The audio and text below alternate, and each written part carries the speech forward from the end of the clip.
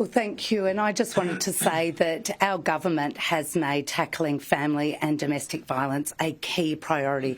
And I would like to particularly acknowledge the Prime Minister for his personal commitment and his leadership on this national problem. Of course, our government went to work to put together with victim survivors our national plan, which is a roadmap to end violence towards women in this country. We've backed that up with a $4 billion investment, which has gone right across the board in areas of prevention, early intervention, response and healing and recovery.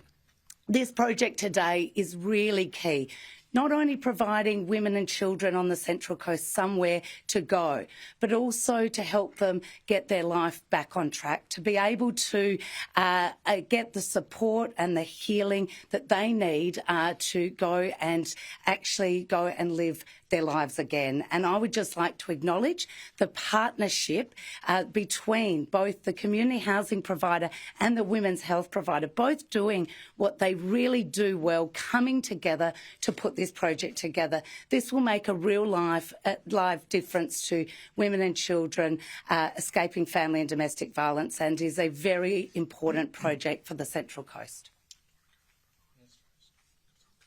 We'll go to the providers first and then Mark. Okay. Yeah. Hi everyone, I'm the CEO of Central Coast Women's Health.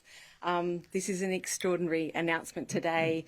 My team and I represent frontline services, and what we see day in and day out is women who can't get the support that they need to walk through post-trauma.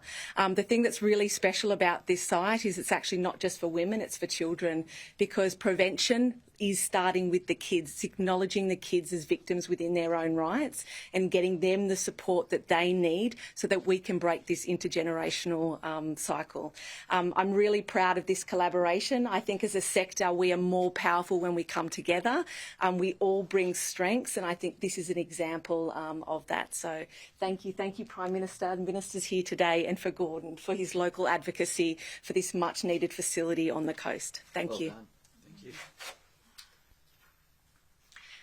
Hi everyone, I'm Ian Lynch. I'm the CEO of Pacific Link Housing. We're a Tier 1 community housing provider based here on the Central Coast, and I'd just really like to thank the government and again local member Gordon Reid for putting our proposal up in this election. It is a one-off, and at the end of the day it's acknowledging the fact that the Central Coast as a region has missed out on some significant funding, particularly in relation to family and domestic violence funding.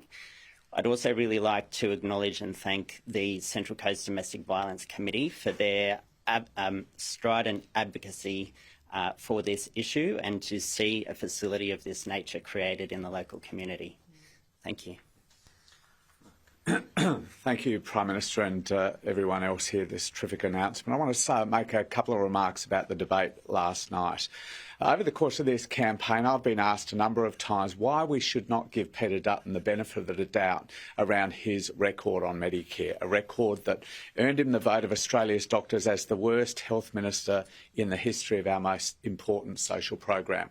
Last week, Malcolm Turnbull was asked the same question, and he said this. He said, the problem Dutton faces is he has a track record that he must wear. And last night, Peter Dutton, in his own words, explained why he can't be trusted with Medicare. When it was put to him why he tried to abolish bulk billing altogether, he said he did it to make Medicare more sustainable. Well, that's simply not right. What he wanted to do was make Medicare more American. And he explained in the final week of this campaign why he cannot be trusted with the health of Australians and with our most important social program, Medicare.